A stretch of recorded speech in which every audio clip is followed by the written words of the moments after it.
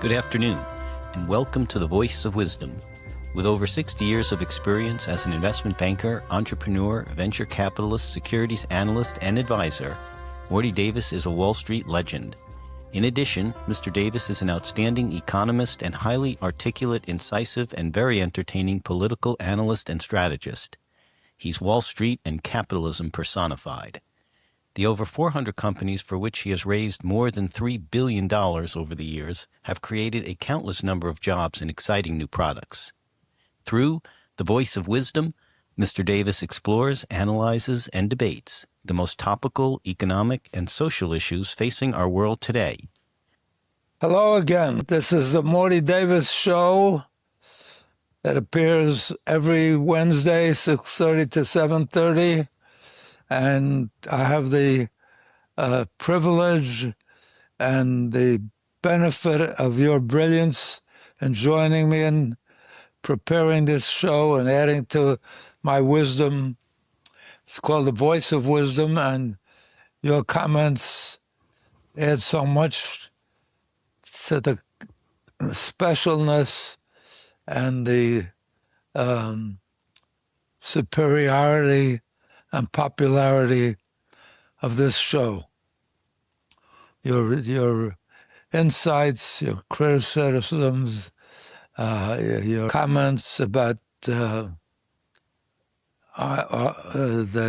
as part of the Morty Davis Show, the weekly podcast. So you're my favorite people in the whole world on the internet, because you add so much as my participants, fellow participants, and cohorts in preparing this week's show and every week's show. Thank you so much. I love you. And keep on sending your comments and your insights. And even when you send very harsh criticism in some cases, not too often, that I take affront to. I get upset when I take the time to stop and evaluate what you're advocating, what you're pushing. It adds to my wisdom. It has me reconsider certain positions that I have, or broaden my understanding of positions that are not quite mine, but yours. And initially, I get shaken up. I said, "Oh my God, what is this?" And then I realized your input makes my wisdom more comprehensive and makes for a better show. So thank you, and welcome back to the weekly Morty Davis Show and the accompanied podcast. Are we ready to move on? We are ready. Okay, that's Leonard Carey again, my favorite guest. I twisted his arm, still hasn't recovered from the last twisting, to join me in this podcast because he has so much wisdom and knowledge and is a genius. So thank you, Joy, for joining me. Thank you, Morty. Always a pleasure. Yeah, it's our privilege, our listeners, and my privilege to have you on and offer your wisdom and your comments and your brilliant insights. Thank you so much. Thank you.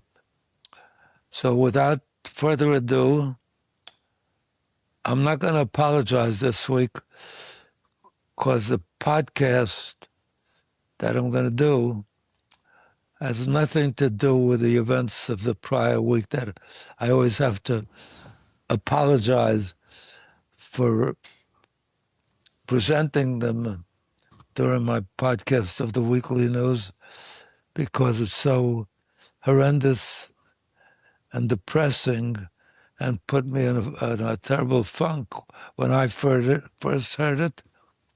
And when I necessarily have to repeat it every Wednesday during my podcast at 6:30, because all the news that the media giants, the executives and owners of these media outlets feel is so urgent, and it makes the front page of the New York Times and the New York Post and the Washington Post, and the breaking news during our listening to our favorite other programs, whatever they be, the news or romance or movies or something.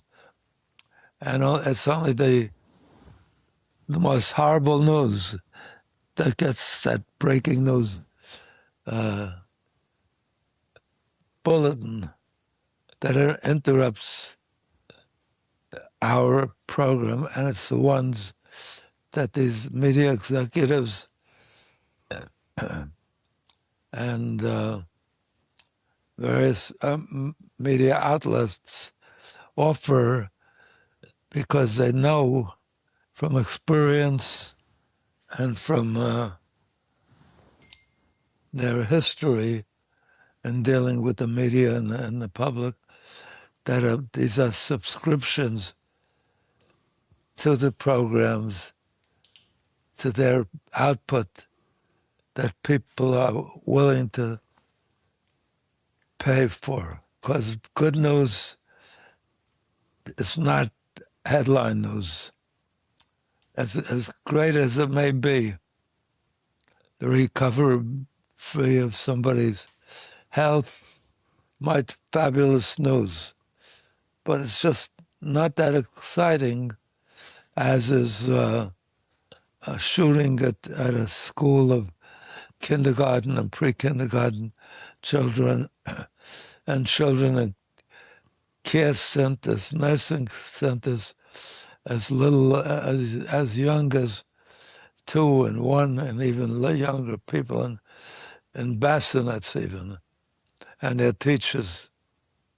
So this week I don't have to apologize because I'm going to do something that I figure is important. At least for me it's important because it doesn't get enough notice, and that is the eulogies of people that, some of the best people in the world that are my friends or that I admire, and is presented at their funerals or at their post-funeral discussions and speeches. So I want to cover that and make up for it in doing eulogy for the equivalent for people that are still alive.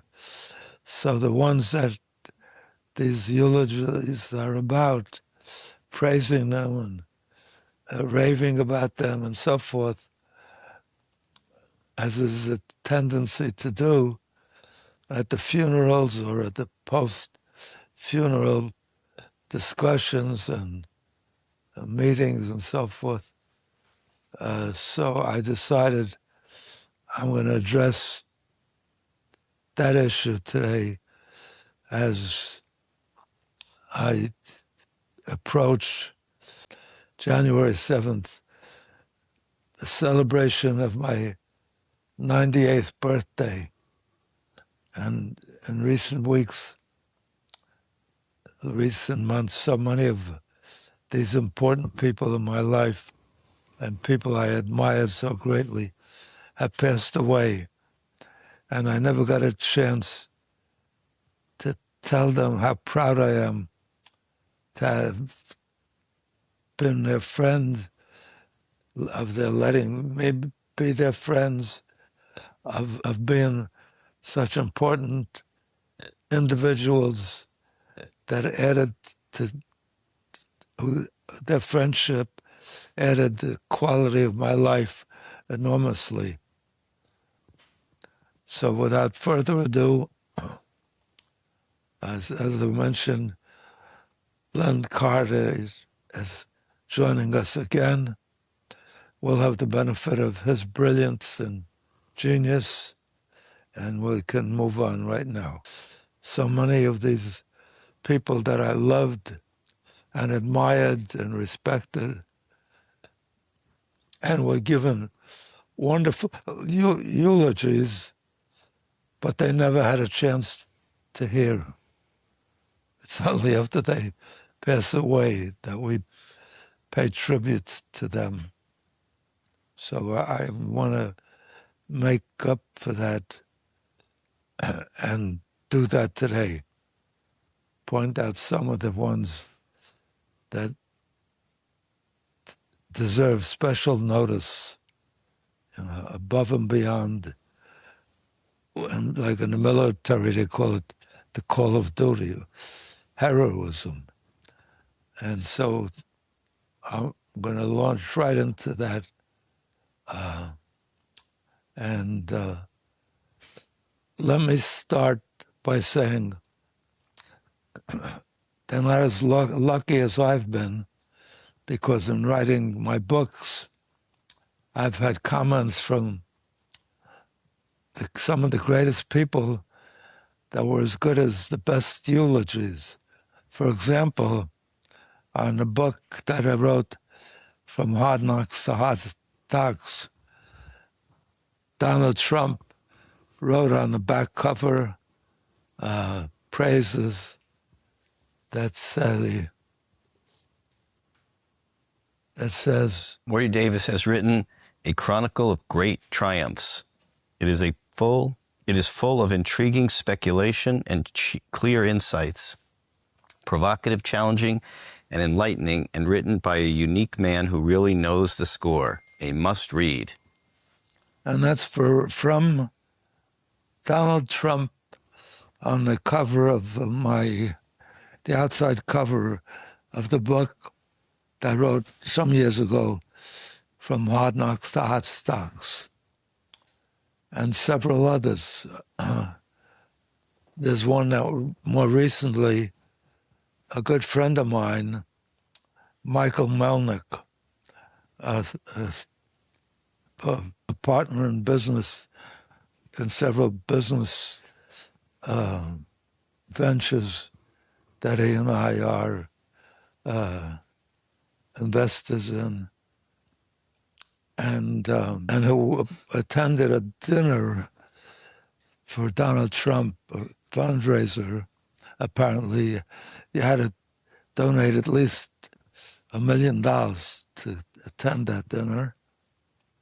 And during the dinner, Michael Melnick, a very wealthy individual who owned multiple nursing homes throughout the United States, and who during this dinner, walked up to Donald and asked him, what did he say? We'll play it. I will play a recording that he sent me. From President Trump, who talked about you, and those are his words. Morty is the greatest guy on earth. Tell him hello for me. I miss him. I can't have a better eulogy than that from Donald Trump that I have recorded forever without my soliciting it even. So I'm proud of that statement, that endorsement from Donald Trump. Likewise, on the cover is a similar complimentary praiseworthy from Dole, Bob Dole, who ran for president of the United States, a leading senator for many years, and from Ronald Reagan, who commented on the book I wrote earlier, right after Jimmy Carter was finishing his, what year was that? 1980, I think. Reagan became Reagan, president. the end of, 80, the end 81, yep. of Jimmy Carter's time when he was the head of the country and we were living through the worst economic and inflationary period since the Depression. It was called Stagflation? stagflation. We had unemployment. High unemployment and high inflation at the same time. Right.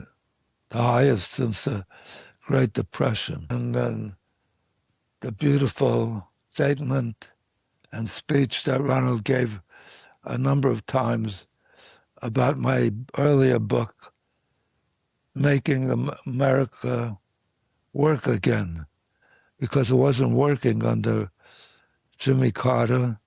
And I wrote that message to try to inspire a regeneration, a resurrection of the United States.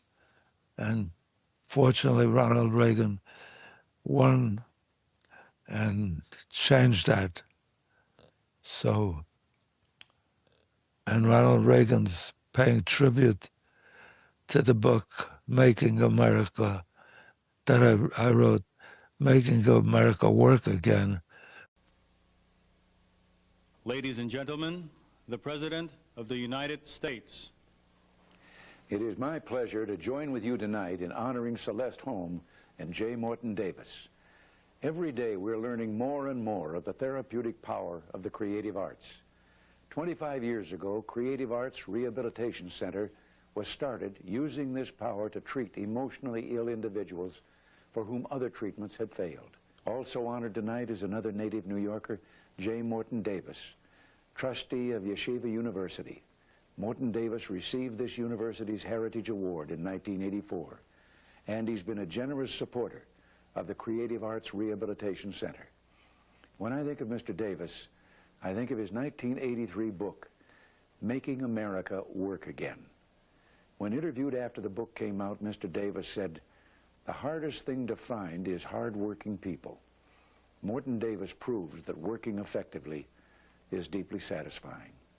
Celeste Holm and J. Morton Davis, you are prime examples of those hard-working folk who make America work. Thank you, God bless you, and good night.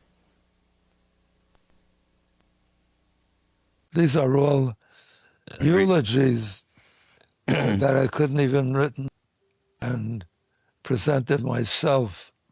They were so flattering. Want me to read what Dole wrote? Yeah. After reading From Hard Knocks to Hot Stocks, I now know how Morty Davis made a fortune through smart strategic investing. It's an only in America story about someone who succeeded the old-fashioned way. Morty earned success through hard work and determination, helping countless people realize their dreams along the way. You see how happy I am with those endorsements, because I didn't have to die to hear those beautiful, praiseworthy, very praiseworthy statements. And Bob Dole, who ran for President of the United States, and Ronald Reagan, Larry King, just every major political leader. Larry King has an endorsement too. I'll read that. This is the best book I've ever read on making it big. You're in the hands of a master. Enjoy. It's what Larry King wrote. That's terrific to hear that while I'm alive. This is really great, because I don't know how good the television in heaven is, that I would have ever heard that during the eulogies after I die. So I want to correct that to some extent today, since so many of my closest friends, people that I love, that I respect, that I admire, that are so precious and added so much good to this world and selfless philanthropy and good deeds. Good, can I say, more than good deeds? Just good actions, good activities, commitment to make this world and the people in this world suffer less diseases and maladies and cancer and whatnot. So I feel so privileged to have had these endorsements while I was alive and with such beautiful eulogies. So let me start right off the bat. I had the privilege, I think we just read them, some of the eulogies that they weren't meant to be eulogies, but they were praiseworthy, very praiseworthy of me and my own life, my own achievements.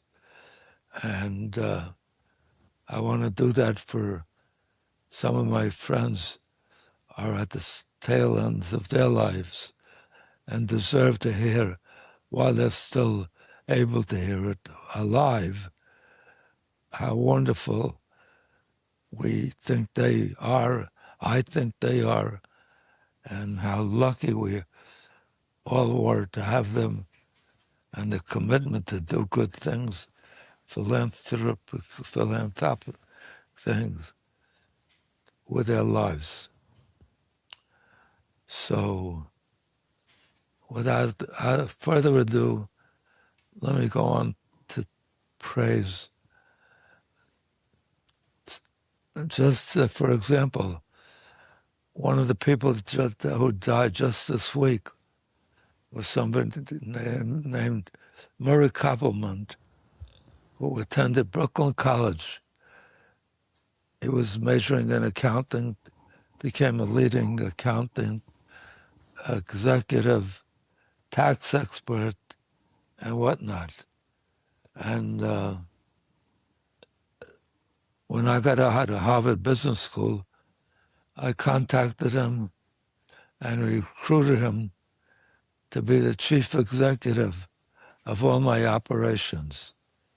He passed away this week. I never got a chance to do a eulogy for him or with him present.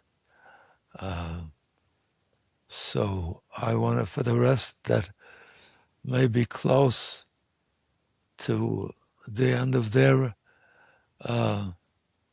productive, wonderful, contributing lives, hear from me the praise that they justifiably, absolutely deserve for the wonderful good things they've committed their lives to do. So let me start with number one. There's somebody I've been working with for 50 years who I love so much. God sent him in this world with I don't know if he sent him with that assignment or he chose that assignment for himself. But Steve Gorlin decided he wanted to eliminate all the pain and suffering and negativity and torture of illness and pandemics and diseases, maladies, and whatnot. So Steve Gorlin has done more research and development of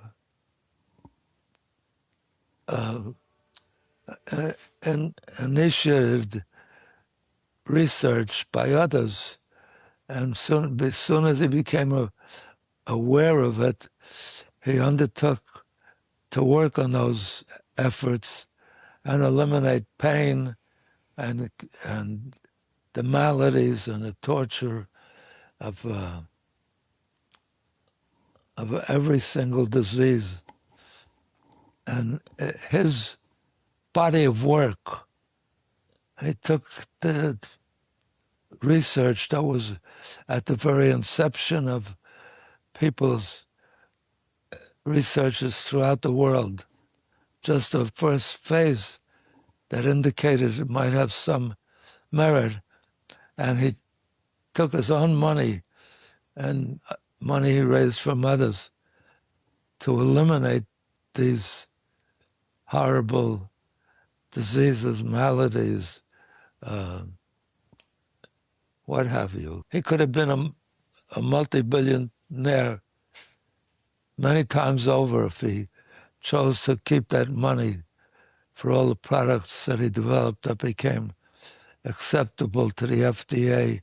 I don't know anybody in this world who made the kind of commitment that Steve Gullin made to helping, to doing the magnificent achievement that he has so successfully realized in picking up any early inception by any researcher throughout the world that he heard about and took it from their incipient to a product. Incomparable work, deserves to be awarded the Nobel Prize, or even better, or more honors.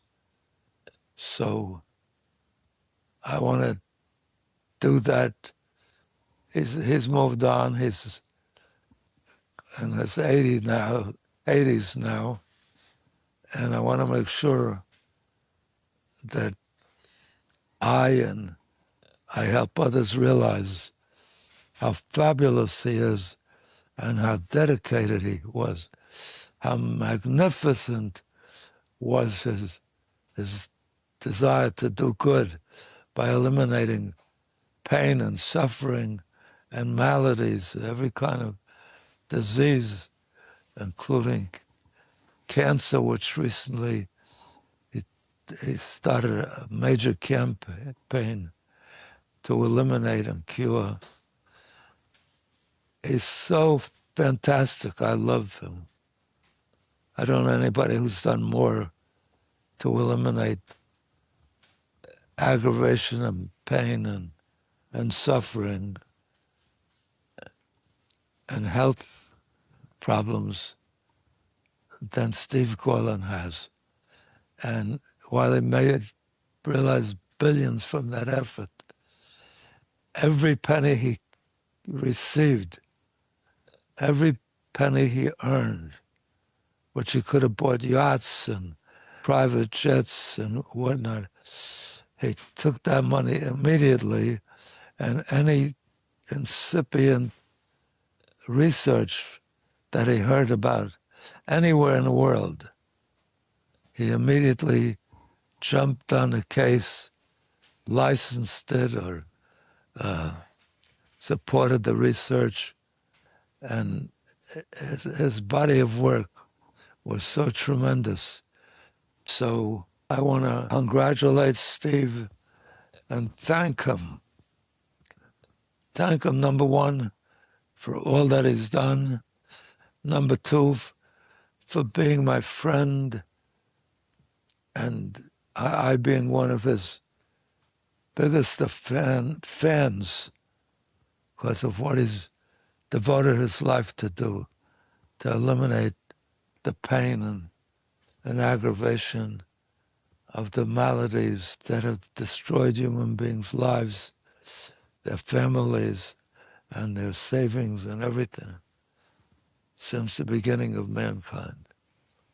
So I want to say to Steve, in my mind, you're one of the greatest, most admirable, most precious human beings in the recent history of the United States and indeed of the whole world. So God bless you. I love you. You deserve every honor that's ever been issued, like the Nobel Prize or others that are awarded for achievement. We only have a few minutes left, Morty. Why don't you talk a little bit about Jonah Salk, maybe one of your very impactful deals you've done over the years? I've done deals for some of the biggest people in medicine, including I did a public offering for Jonah Salk, who received every kind of honor, medical honor there is, and eliminated the affliction of polio. Terrible disease. One of my classmates at Harvard Business School, one of the best guys I ever knew, he was a partner at Goldman Sachs, who was hit with polio just about a year or 2 years before Jonah Salk developed the vaccine against the appearance of polio. So he always walked around with being paralyzed and whatnot. He did wonderful work and was one of my favorite people as well. That's Dick Menschel, who went on to become a superstar at Goldman Sachs. I love the guy. That's only one example of the good things that the people I backed, Jonah Salk, Steve Gwilyn, that changed the quality of human life forever. So thank you, Dr. Jonah Salk, and thank you, my wonderful, most admired friend, Steve Gwilyn, the best do-gooder in this world I ever knew. God bless you. Keep up your unbelievable good work. I also, through Steve Gwilyn, funded one of the top professors and researchers at Harvard who developed the treatment for cancer. What was it called again? He used thalidomide to stop the growth of cancer tumors by stopping the... No, it has a strategy, the genius strategy. Right. It was anti-angiogenesis. Yeah, stop the blood flow. Which is the growth of cells and tumors. Blood flow reaching the tumor so it couldn't grow anymore. Mm-hmm. So that was Judah Folkman out of Harvard. Okay. Well, we're about out of time, Morty, but that was a very interesting and heartfelt recap of a lot of your partners and heroes in the world. It deserves a lot more time for them to learn how appreciative we are of them, not just at their funeral, and they never get to hear it. They should hear it, and they deserve to hear it. And it's my privilege to call them friend, Steve Gwilyn and Jonah Salk, all of these people. Yep. Okay. All right. Now that people are in a good mood, we can put him in a bad mood next week. That's over already. Yes. Look, when you're praising some people, it can't last long enough because I can't give Steve Gordon enough praise, enough appreciation. And he brought in some miracle treatments against cancer recently, developed by Baylor University, and a doctor who does all of his work pro bono, Cliff Doxer. So, Steve, I love you. You're fabulous. Okay, so thank you again, Morty. Steve, I love you.